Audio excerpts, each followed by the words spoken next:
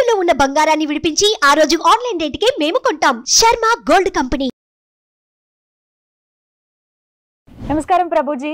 హరే కృష్ణ. నమస్కారం అండి ప్రభుజీ. గీతా జయంతి చాలా మందికి జస్ట్ క్యాలెండర్లో ఒక పేరు లాగా చూస్తారు అంతే, కానీ చాలా మందికి ఆ విశిష్టత ఏంటి గీతా జయంతి అని అంటే, ఆ రోజున అంటే ఒక ఇతిహాసానికి, ఒక పుస్తకానికి ఆ రోజు జయంతి అని ఎందుకు పెట్టారు, ఇలా చాలా సందేహాలు ఉంటాయి. సో నేను అదే తెలుసుకోవాలనుకుంటున్నాను. గీతా జయంతి ఏమిటి విశిష్టత తెలియజేయండి. అసలు ఒకసారి మనం ఆలోచిస్తే అసలు పుస్తకం జయంతి ఏంటి, క్యాలెండర్ లో ఉండటం ఏంటి, దాన్ని ఇంతమంది సెలబ్రేట్ చేసుకోవటం ఏంటి అని మనం ఆలోచిస్తే ఆ పుస్తకంకు ఉండే గొప్పతనం ఏంటో మనకు అర్థమవుతుంది.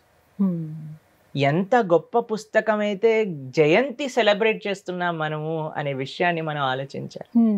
ఇప్పుడు మనం ఏదైనా మషిన్ కొన్నాం అనుకోండి, దానికి ఒక మాన్యువల్ వస్తుంది. వాషింగ్ మెషిన్ కొన్నారనుకోండి, ఏ మెషిన్ నొక్కాలి, ఏ బటన్ నొక్కాలి, ఏది నొక్కాలి అన్ని చూసుకున్నాం అనుకోండి. ఓ ఇది క్విక్ మోడ్, ఇది హాట్ స్ప్రింగ్ మోడ్, ఇవన్నీ కూడా తెలిసాయి అనుకోండి, అప్పుడు ఈజీగా నొక్కేయచ్చు. ఒక ఓవెన్ కొన్నాం అనుకోండి, ఏదబ్బా గ్రిల్లింగ్ ఏంటి, బేకింగ్ ఏంటి తెలుసుకున్నాం అనుకోండి, అప్పుడు తొందరగా అయిపోతుంది. లేకపోతే మేము ఒకసారి ఒక ఓవెన్ లో మేము యూస్ చేస్తున్నాం అనమాట, కృష్ణుడికి కేక్ చేయాలి అని. ఒక 50 minutes అయిందండి, అసలు ఏమి లోపల ఏం జరగట్లేదు అనమాట. నేను అనుకుని ఏమైందబ్బా 50 minutes అయిపోయింది అని చూసేసరికి మేము రాంగ్ మోడ్ నొక్కి పెట్టామన్నమాట. అది బ్రాయిల్ మోడ్ అంటారనమాట. అది లోపల నుంచి ఉడుకుతుంది కానీ బేక్ అవ్వట్లేదు. దాని తర్వాత మొత్తాన్ని డిస్కార్డ్ చేసి మళ్ళీ కొత్త బ్యాటర్ తయారు చేసి లోపల పెట్టి అప్పుడు వెంటనే 30 నిమిషాలలో రెడీ అయిపోయింది. అప్పుడు మేము అనుకున్నా, అరే ఇది ఫస్టే ఆలోచించి ఉండాల్సిందే కదా, ఏ బటన్ నొక్కితే ఏదవుతుంది అని. ఇంత వేస్ట్ అయిపోయింది, సామాగ్రి అంతా వేస్ట్ అయిపోయింది, టైం వేస్ట్ అయిపోయింది అని అనుకున్నా. అలా ప్రతి ఒక్క యంత్రానికి ఒక మాన్యువల్ ఉన్నట్టు, ఆ మాన్యువల్ చదివితే ఆ యంత్రాన్ని ఎలా ఉపయోగించాలో తెలిసినట్టు ఈ మానవ శరీరం అనేది కూడా ఒక యంత్రం. ఈ యంత్రం ఎందుకు, ఎలా వాడాలి, ఏం చేస్తే ఏం జరుగుతుంది అని చెప్పే మాన్యువలే భగవద్గీత. కృష్ణుడు భగవంతుడు కదండి మనకి ఈ శరీరాన్ని ఇచ్చింది. ఈ శరీరంతో పాటు ఆయనే స్వయాగా చెప్పింది భగవద్గీత. ఆయనే మనకి శరీరాన్ని ఇచ్చారు, ఆయనే మనకి గీతని కూడా అందించారు. ఆ గీత ఆవిర్భవించిన రోజు గీతా జయంతి.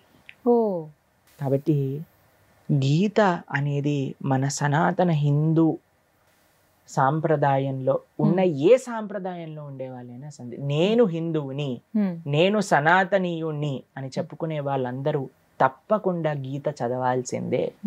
ఆ రోజున ఏం చేస్తే మంచిదండి అసలు? మామూలుగా ఆ రోజున అన్నిటికంటే గొప్ప విషయం ఏంటంటే భగవంతుడికి ప్రార్థన చేయాలి, ఈ సంవత్సరం ఈ రోజు నుంచి అయినా గీత చదవటం ప్రారంభిస్తాను అని.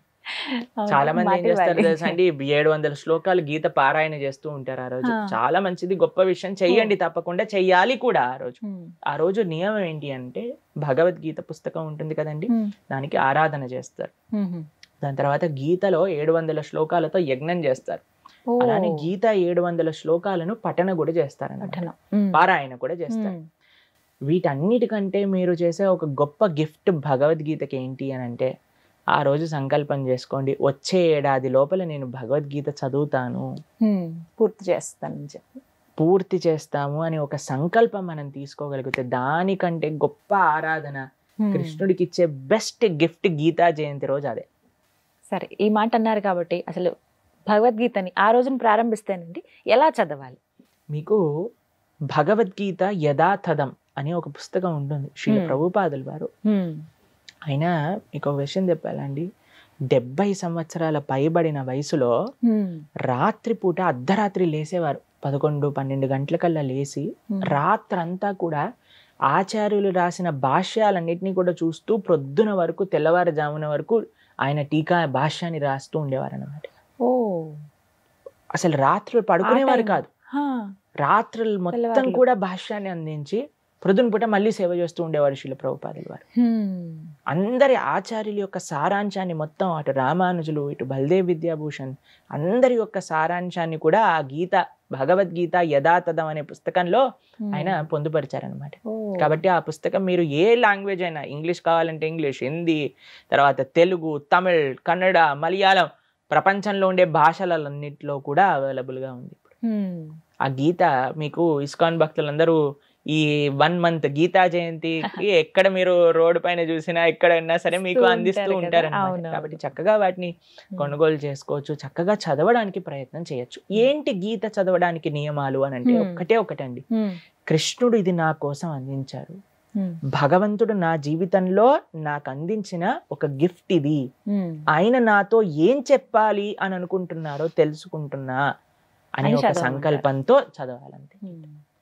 ఏమి మిగతా నియమాలన్నీ కూడా టెన్షన్ పడాల్సిన అవసరం లేదు. గీత చదవండి, గీత చదివి గీతను అర్థం చేసుకోండి. జీవితంలో ఏం చెయ్యాలి ఏం చేయకూడదో మొత్తం భగవద్గీతనే మనకి చెప్తాం, అందులోనే ఉంటుంది ప్రతిదీ అంటారు. రోజుకి ఎన్ని చదవమంటారు? మీ ఇష్టం, ఎంత వీలైతే అంత. ఒక్క శ్లోకం, దాని యొక్క భావన, తాత్పర్యం, ఇంతవరకు రోజుకొక పేజ్ అయినా చదువుతానని పెట్టుకోండి, చాలా సంతోషం. ఏ సమయంలో చదివితే మంచిదండి? ఏ సమయమైనా పర్వాలేదు, చదవండి చాలా, అంతే ప్రార్థన మాది. ఆఫీస్ లో ఉన్నా మీరు ఎక్కడికైనా ప్రయాణం చేస్తూ ఉన్నా, ఇప్పుడండి మాకు అసలు సమయం దొరకదు, చాలా ప్రోగ్రామ్స్ లలో వీటిలలో బిజీగా ఉంటాం కాబట్టి మాకు ట్రాఫిక్ జామ్ పెద్ద వరం అనమాట. ట్రాఫిక్ జామ్ లో మేము హాయిగా భగవద్గీత, భాగవతం, చైతన్య చరిత్ర అన్ని చదువుకుంటూ కూర్చుంటూ ఉంటాం అనమాట. కాబట్టి మీకు ఎక్కడ సమయం దొరికినా, ఎప్పుడు సమయం దొరికినా సరే మీరు గీతా భాగవతాలను అధ్యయనం చేయడానికి సంకల్పం తీసుకోండి. అయితే ఇక్కడ కొన్ని నియమాలని అడుగుతూ ఉంటారు చాలా మంది. సరే, గీత చదవడం ప్రారంభిస్తున్నాను, నేను ఇంకా ఏమైనా నియమాలు పాటించాలా? ఏమీ అవసరం లేదండి. ఈ చక్కగా చదువుతూ ఉండండి. ఏ నియమాలు మీరు పాటించాలి అని గీతే మీకు ఉపదేశం చేస్తుంది, మేం చెప్పాల్సిన అవసరం లేదు.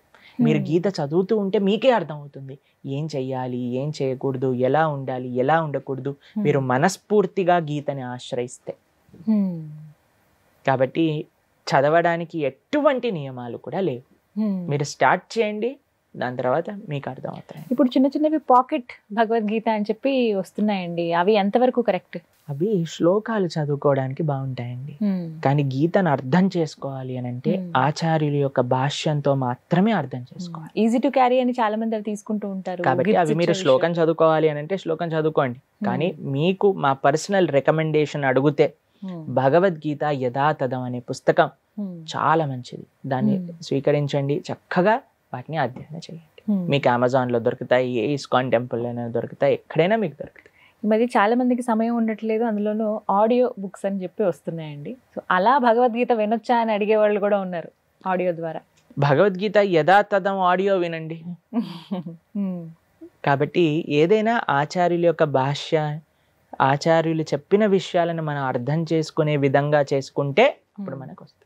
ఖచ్చితంగా అలవాటు చేసుకుంటే మీరు అన్నారు లైఫ్ ఖచ్చితంగా మారుతుంది, అంటే ఏదో ఒక చేంజ్ అయితే ఉంటుంది. ఏదో ఒక చేంజ్ కాదు, the best change in life వస్తుంది గీత కంప్లీట్ గా మనం అర్థం చేసుకుంటే. అలాంటి అర్థం చేసుకునేది కొన్ని కోట్ల మంది జీవితాలు మారిపోయాయి గీత వల్ల. కేవలం భారతీయులు కాదండి, హిందువులు కాదండి, ప్రపంచంలో నలుమూలలో ఉండే వ్యక్తులందరూ కూడా గీతని చదివి గీత వల్ల ప్రభావితం జరిగి. మేము ఒక వీడియో చూసామండి, ఒక డాక్టర్ ఆయన పేషెంట్స్ కి గీత చదవాలి అని ప్రిస్క్రైబ్ చేస్తారనమాట. ఎందుకు అని అంటే ఆయన అంటారు, ఇప్పుడు మన సమాజంలో చూస్తున్న మొత్తం కూడా లైఫ్ స్టైల్ డిసీజెస్ అని ఆయన పేరు పెట్టారు దానికి. కానీ గీత చదవటం చేత ఎలా ఉండాలి ఎలా ఉండకూడదు అన్నీ తెలుస్తాయి. కాబట్టి అటు మానసికంగా, ఆధ్యాత్మికంగా, శారీరకంగా అన్ని విధాలుగా వి విల్ బికమ్ పర్ఫెక్ట్. అది గీత అందించే ఒక పెద్ద గిఫ్ట్. ఆ గిఫ్ట్ని అందుకోవాలంటే గీతను చదవాలి, దాన్ని పరిపూర్ణంగా అక్సెప్ట్ చేయడానికి ప్రయత్నం చేయాలి. అది గీతా జయంతి రోజు నుంచి మీరు ప్రారంభం చేయండి. బర్త్డే గిఫ్ట్ ఇస్తాం కదండి, అలా గీత పుట్టినరోజుకి గీతకి గిఫ్ట్ ఏంటి అని అంటే మేము సంవత్సరం లోపల గీత చదువుతాము అని ఒక సంకల్పం తీసుకోవటమే గీతకి మనం ఇచ్చే ఆ గిఫ్ట్ అన్నమాట.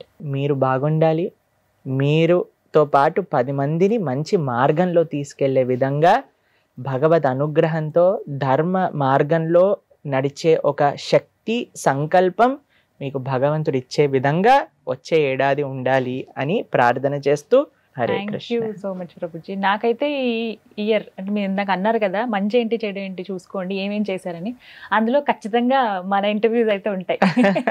ఒక మంచి పని నేను చేశాను అని చెప్పి అది అదృష్టంగానే భావిస్తాను ఖచ్చితంగా. Thank you so much. చాలా సంతోషం. హరే కృష్ణ.